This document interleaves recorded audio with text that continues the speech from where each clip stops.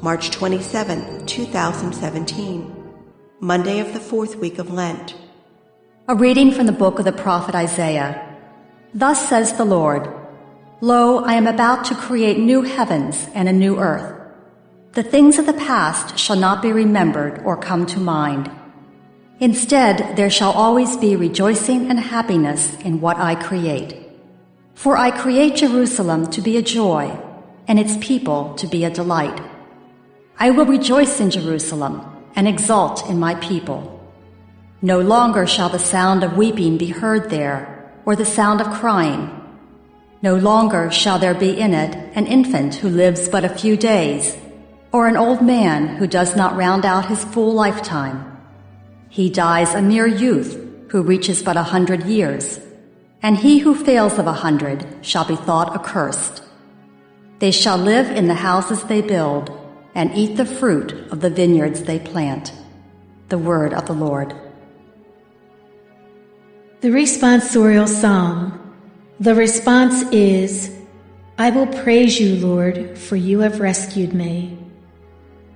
I will extol you, O Lord, for you drew me clear, and did not let my enemies rejoice over me. O Lord, you brought me up from the netherworld.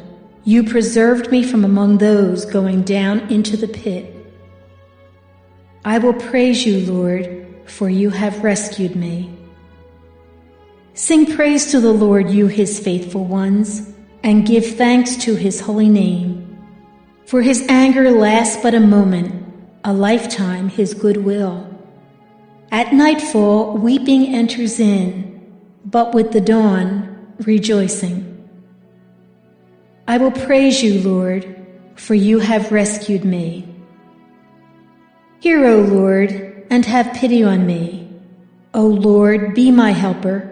You changed my mourning into dancing. O Lord my God, forever will I give you thanks. I will praise you, Lord, for you have rescued me. A reading from the Holy Gospel according to John. At that time Jesus left Samaria for Galilee, for Jesus himself testified that a prophet has no honor in his native place.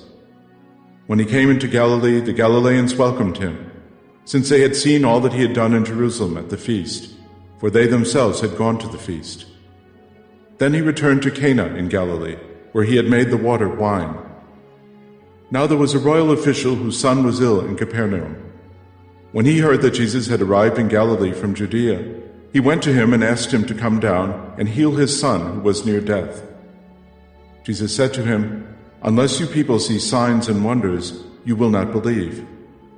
The royal official said to him, Sir, come down before my child dies. Jesus said to him, You may go, your son will live. The man believed what Jesus said to him and left.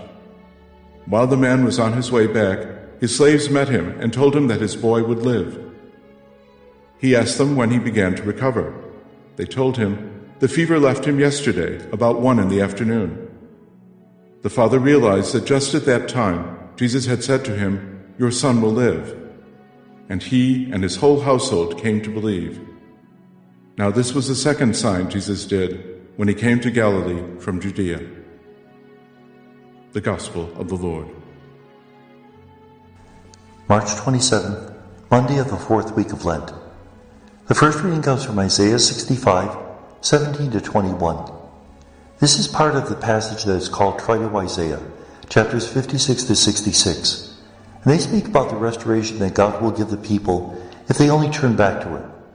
Now this particular passage is a bit more apocalyptic, speaking about the end times, that God would create a new heavens and a new earth. Now first of all, notice there's no sea, because the sea was considered a reservoir of evil.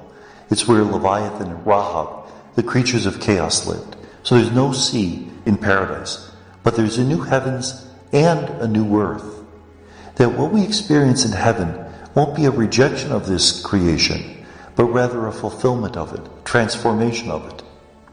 That when we try to convert, we shouldn't deny who we are, what God made us to be, but rather transform it. In this paradise, there will be no more tears. People will live long lives. They'll no longer suffer from disease. Everything that limited our vitality, everything that limited our joy, will be removed. The Gospel is from John 4:43 to 54. We see the life that God gives by the fact that Jesus is encountered by a court official from Capharnaum, whose son is at the point of death. Jesus tells him to go home, your son is made well. In fact, when the man arrives back, the son has been made well. He was at the point of death, and now he's healed. Jesus says, you people ask for signs. Now, what he's saying is that people are looking simply for miracles for their own benefit, but they don't really want the true meaning of a sign. The Gospel of John never uses the word miracle. A miracle is something that causes wonder, and people run to see miracles, but it doesn't always transform their lives. Whereas a true sign, and this is the second sign that appears in Cana, a true sign is something that points to a greater reality. I often use the example of a stop sign. You get to a stop sign and you stop, get out of the car and leave it. Because the sign doesn't say stop and then go, it simply says stop. But we know to read beyond what it says printed on that sign. Likewise, when we see a miracle, we're supposed to read beyond.